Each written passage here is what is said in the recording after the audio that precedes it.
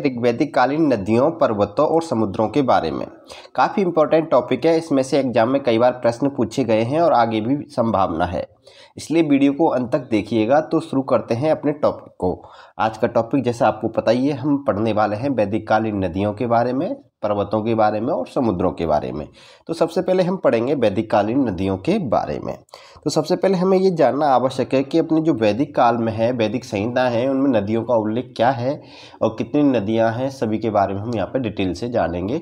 अच्छी तरीके से एक एक पॉइंट को क्लियर करेंगे। सभी पॉइंट इंपॉर्टेंट है, ये बात आपको याद रखनी है और आप स्टेप बाय स्टेप अपने नोटबुक में इनको नोट भी कर सकते हैं, अच्छे नोट्स बना सकते हैं इन वीडियोज के माध्यम से, क्योंकि हमने इसमें सब सारी चीज़ें कई किताबों का मिश्रण लेकर एक साथ इसमें पिरोया है आपके लिए और स्टेप बाय स्टेप उनको समझाया है। तो आप एक अच्छे नोट्स भी तैयार कर सकते हैं इतिहास के इन वीडियोज के माध्यम से। तो शुरू करते हैं। देखिए कि वैदिक संहिताओं में कुल 31 नदियों का उल्लेख है। सबसे पहले ये बात याद रखना है कि जो हमारी वैदिक संहिताएं हैं, हम कह सकते हैं कि जो वेदों के संक्षिप्त रूप में वेदों को व्यक्त करने के लिए कुछ और अन्य संहिताएं लिखी, ग्रंथ लिखे गए, उनको संहिताएं कहा गया। ठीक है, या फिर हम डायरेक्ट कह सकते हैं कि वेदों को ही संहिता कहा जाता है। उनका थोड़ा संक्षिप्त रूप, उनको सरल भाषा में लिखा गया, वेदों को वो संहिताएं कहलाई। तो देखिए संहिताओं में कुल 31 नदियों का उल्लेख है। ठीक है, जिनमें से 25 नदियों का उल्लेख है वो एक अकेले किस में मिलता है, ऋग्वेद में मिलता है। हमारे 4 वेद हैं, तो चारों वेदों में अगर हम बात करें टोटल 31 नदियों का उल्लेख मिला है और उन 31 नदियों में से 25 नदियों का उल्लेख किसमें मिलता है, ऋग्वेद में मिलता है। ये बात आपको याद रखनी है। ठीक है, तो यहाँ तक ये पॉइंट आपको समझ में आ गए होंगे। तीनों पॉइंट आपको अच्छे से समझना है कि हमारा ऋग्वेद ग्रंथ, ऋग्वेद में टोटल कितनी नदियों का उल्लेख 25 और संपूर्ण वेदों की अगर हम बात करें संपूर्ण वैदिक काल की, तो कितनी नदियों का उल्लेख मिलता है, 31 नदियों का उल्लेख मिलता है। अब देखिए ऋग्वेद में एक मंडल है 10वां ऋग्वेद, जो आपको पता होगा कि ऋग्वेद को हमने 10 मंडलों में बांटा हुआ है। यानी ऋग्वेद है वो कितने मंडलों में बटा हुआ है, 10 मंडलों में।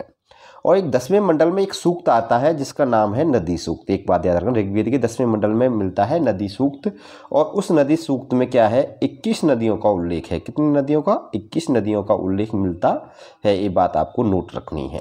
कई बार क्या होता है, वो ऋग्वेद में उल्लेखित नदियों के बारे में पूछ लेता है कि ऋग्वेद में कितनी उल्लेखित नदियां हैं, या फिर ये पूछ लेता है कि ऋग्वेद में वर्णित, ऋग्वेद के 10वें मंडल में वर्णित नदी सूक्त में कुल नदियां कितनी हैं या कुल नदियों का कितनी नदियों का उल्लेख किया गया है।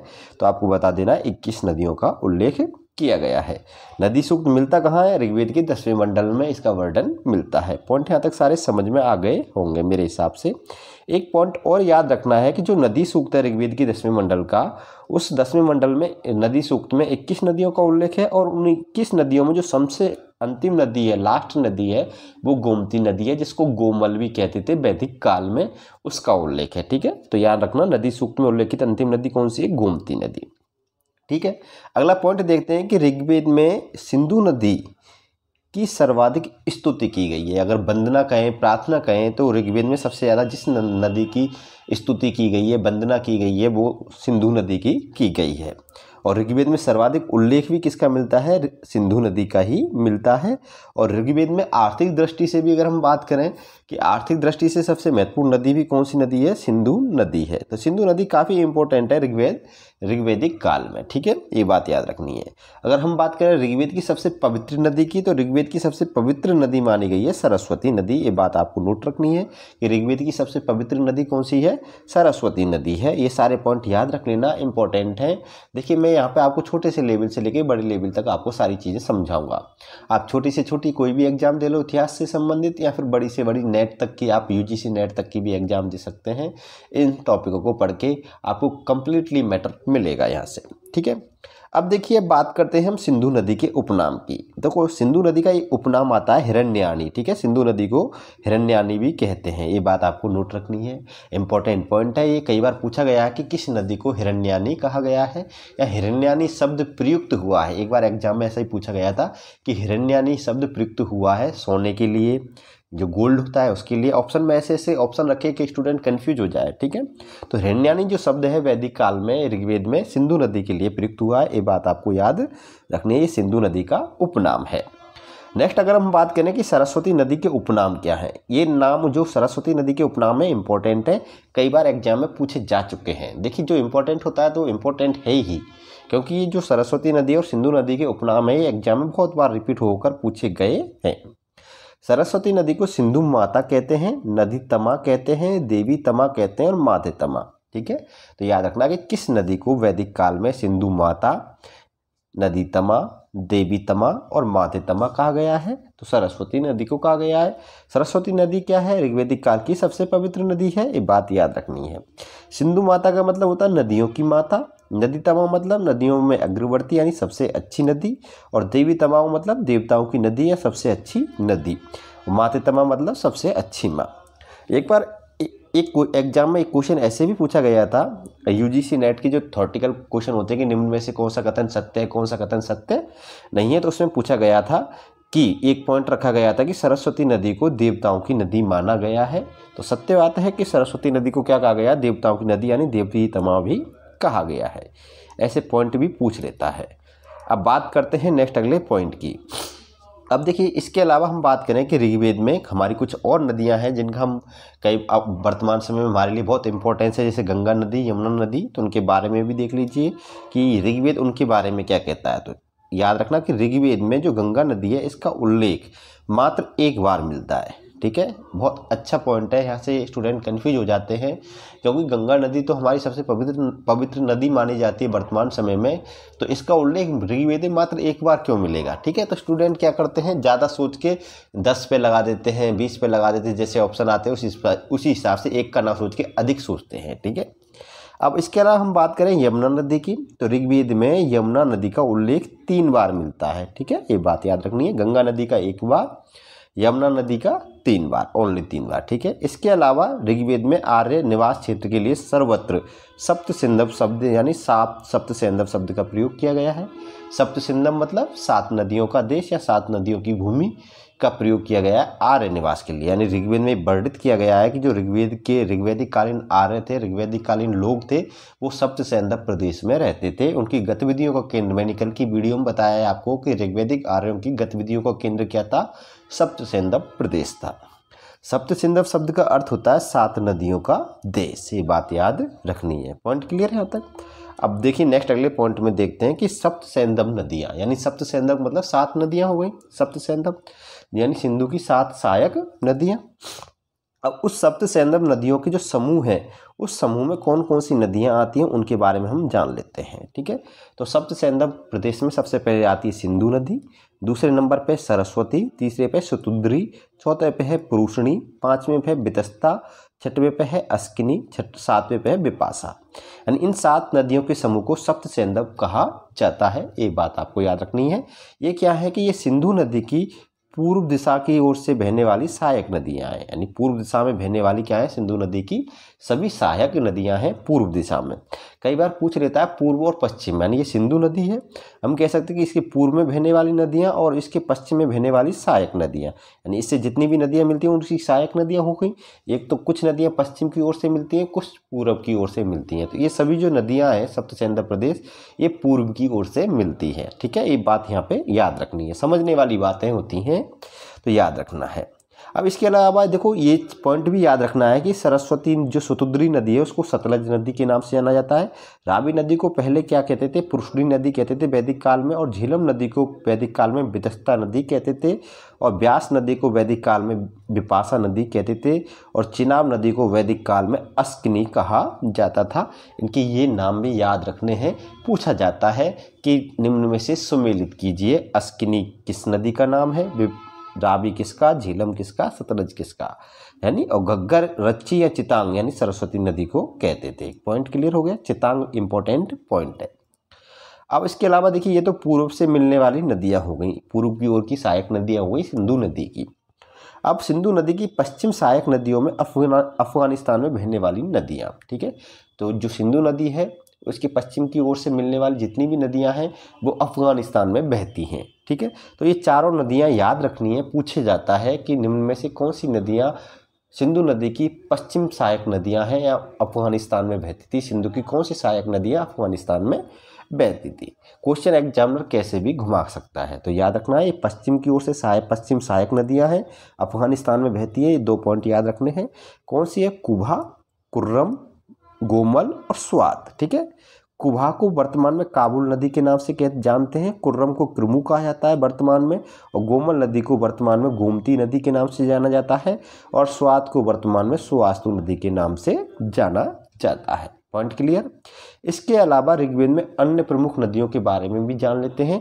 इन सभी नदियों के अलावा ऋग्वेद में सुषोमा, त्रिष्टामा, दृष्टवती जिसको हम चौतांग कहते हैं, और सदानीरा जिसको हम गंडक नदी कहते हैं, सदानीरा नदी का भी उल्लेख मिलता है। पॉइंट क्लियर है यहाँ तक। अब बात करते हैं नेक्स्ट अगले पॉइंट की, कि देखिए वैदिक काल में ब्रह्मवर्त प्रदेश और ब्रह्मर्षि प्रदेश, यानी दो शब्द आपको सुनने को मिलेंगे, एक तो मिलेगा ब्रह्मर्षि प्रदेश और एक मिलेगा ब्रह्मवर्त प्रदेश। ठीक है, दोनों इंपॉर्टेंट पॉइंट है कि ब्रह्मवर्त प्रदेश किसे कहते थे या ब्रह्मर्षि प्रदेश किसे कहा जाता था वैदिक काल में। तो याद रखना है कि ब्रह्मवर्त प्रदेश सरस्वती व दृष्टवती नदियों के मध्य स्थित क्षेत्र को कहते थे, और ब्रह्मर्षि प्रदेश गंगा व यमुना नदियों के मध्य स्थित क्षेत्र को कहते थे।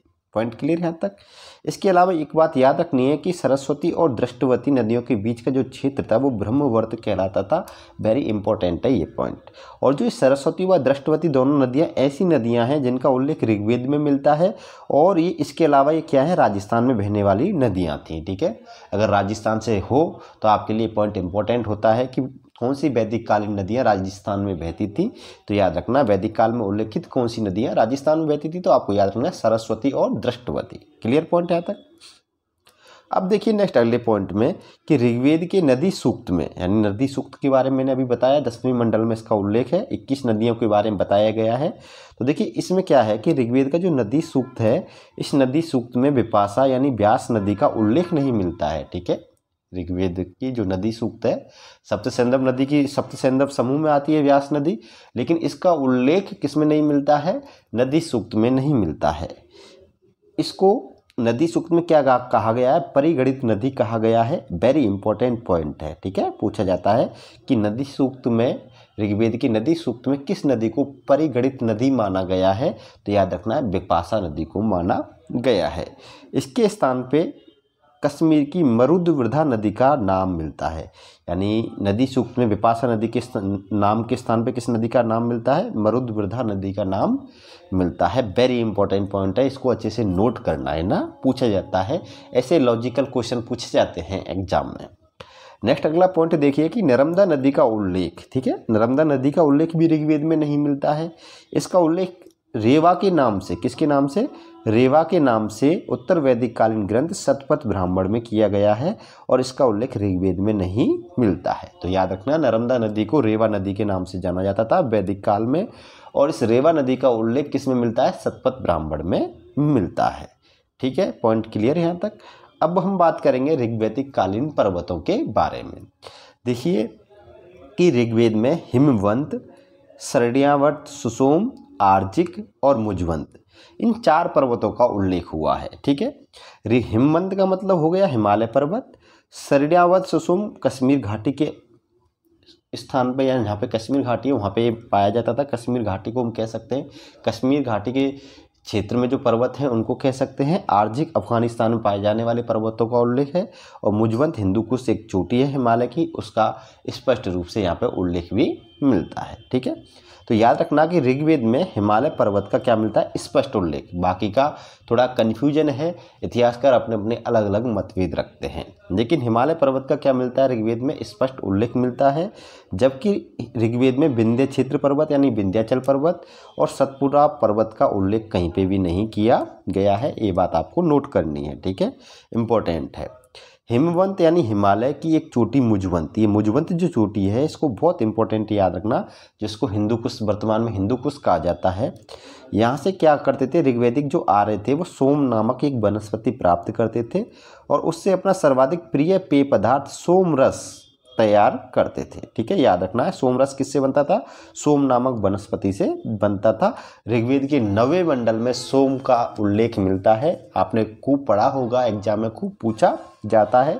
और ये सोम नामक जो पदार्थ है, सोमरस नामक पदार्थ है, कहाँ से प्राप्त करते थे, ये हिंदू कुश से, यानी मुजवंत नामक चोटी से, हिमालय की मुजवंत नामक चोटी से प्राप्त करते थे। क्लियर।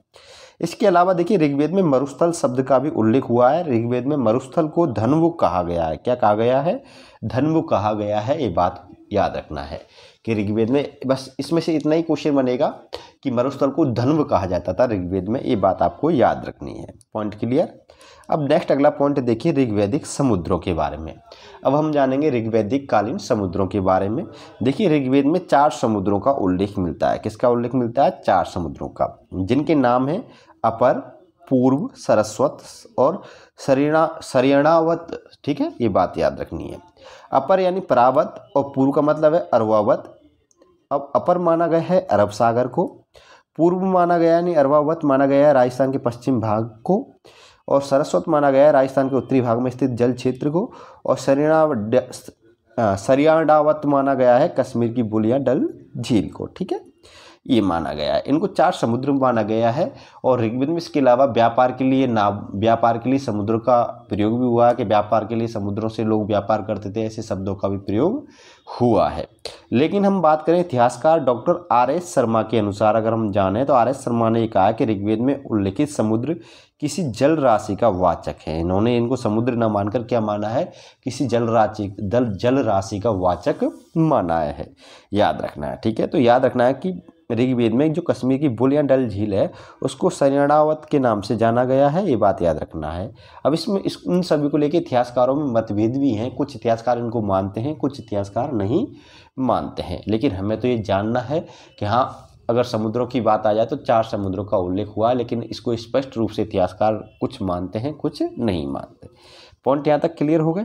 ये थी ऋग्वैदिक कालीन नदियों, पर्वतों और समुद्रों के बारे में संपूर्ण जानकारी। मैंने जितनी आपके लिए इम्पोर्टेंट जानकारी वो संपूर्ण यहाँ पे आपको नोट डाउन करवा दी है, इम्पोर्टेंट है। इसके अलावा आपके लिए कुछ ज़्यादा इम्पोर्टेंट इस टॉपिक में से नहीं है। ये कंप्लीट है आपके लिए किसी भी तैयारी के लिए। ठीक है, अब वीडियो अच्छी लगी हो दोस्तों, वीडियो को लाइक करना है, शेयर करना है। आप हमारे चैनल पर नए हो तो चैनल को सब्सक्राइब कर लेना। ऐसी ही वीडियो मैं आपके लिए लाता रहूँगा। फिर मिलेंगे नेक्स्ट अगली वीडियो में, तब तक के लिए अलविदा, बाय बाय।